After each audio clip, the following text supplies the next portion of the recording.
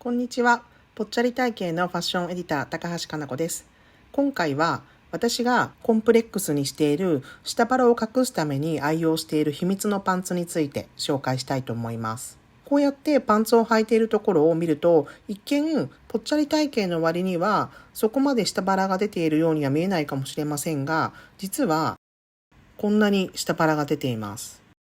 とっても恥ずかしいんですけども、普段隠していますが、下腹ぽっこりが目立つパンツを着ると、こんなに下腹が出ています。でもこんなぽっこりお腹も、パンツを変えるだけでここまで変わって見えるんです。では私の愛用パンツを早速紹介していきたいと思います。下腹ぽっこりを隠せる愛用パンツはこちらです。もう想像がついている方もいらっしゃるかもしれませんが、ユニクロのタックワイドパンツです。私はこのパンツに出会ってから、今のところユニクロではもうこのパンツだけでいいかなと思っているぐらい気に入っています。横から見るとこんな感じです。先ほどはぽっこりとした下腹が目立っていましたが、横から見てもそれがまるでなかったかのように見える。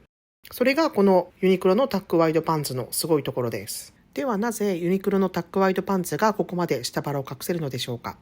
それはワイドパンツのシルエットにあります。この画像はスリムなパンツとワイドパンツを履いたとき、横から見るとどれぐらいシルエットに違いがあるかを表したものです。赤い線がワイドパンツを履いた時のシルエットだと思ってください。スリムなパンツはパンツのシルエット自体に余裕がないので、体のラインをそのまま拾ってしまうんです。一方、ワイドパンツはシルエットがゆったりとしているので、下腹のラインを拾いませんし、下腹から太ももに向けてストンとまっすぐ生地が落ちているので、横から見た時に下腹のぽっこりをカモフラージュしてくれます。つまりこの赤い丸で囲んだあたりは空洞のような状態になっています。でもちゃんとパンツの生地があることで目の錯覚で下腹が出ていないように見せることができます。下腹が出ているとタックが入っていることが逆効果になるようなイメージを持たれている方もいらっしゃると思うんですが、このユニクロのタックワイドパンツの場合は上の方は縫い止められていて、途中からタックが入っている状態なので、下腹が出ていてもそんなに気にせずに履くことができる優秀なタックの作りになっています。パンツの丈の話もしたいのですが、先にこのユニクロのタックワイドパンツの色違いを履いてお見せすることにしようと思います。まずこちらはブラックです。素材も綺麗めなので仕事のシーンなどにも重宝している色です。サイズは XXL サイズを選んでいます。サイズに少しだけ余裕がある方がシルエットが綺麗に見えることがあるので、入るサイズというよりはできれば2サイズ履き比べて見ていただきたいと思います。次はカーキです。緑みがあまり強くないので大人っぽく履けますし、カジュアルな日にも使いやすい色です。個人的にはネイビーと合わせると大人っぽくってシックな雰囲気になるのが気に入っていて、よく合わせる組み合わせです。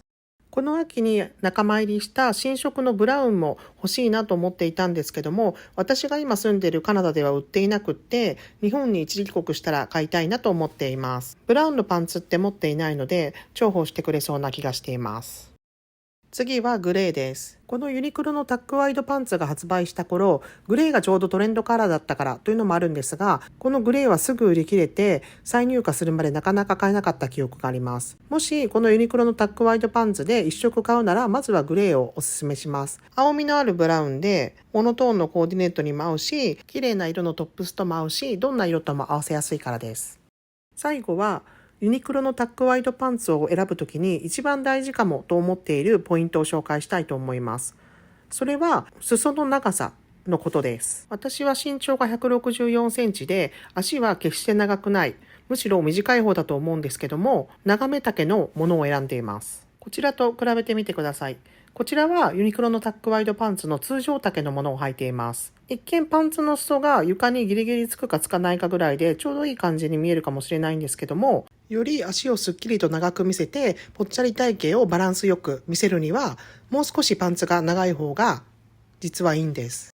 最近スニーカーや少しソールの厚めの靴がトレンドっていうことも影響しているんだと思います。ソールが厚めの靴に少し長めのワイドパンツを合わせると今っぽくておしゃれな雰囲気にも見えやすくなります。では2つのパンツを比べていきましょう。向かって左側が通常丈のパンツです。向かって右側が長め丈のパンツになります。横から見るとこんな感じです。左側の通常丈のものはパンツの丈が床につかない長さになっています。向かって右側の長め丈の方はパンツがギリギリつくかもうついちゃってるぐらいの長さになっています。実際床についちゃうと汚れてしまって困ると思うので、本当にギリギリつくかつかないかがいいと思うんですけど、やはりビザでもパンツの丈の長さってとても重要になってくるので、こちらもパンツ選びの参考にしてみてください。私の下腹ぽっこりを隠せる秘密のパンツいかがでしたか？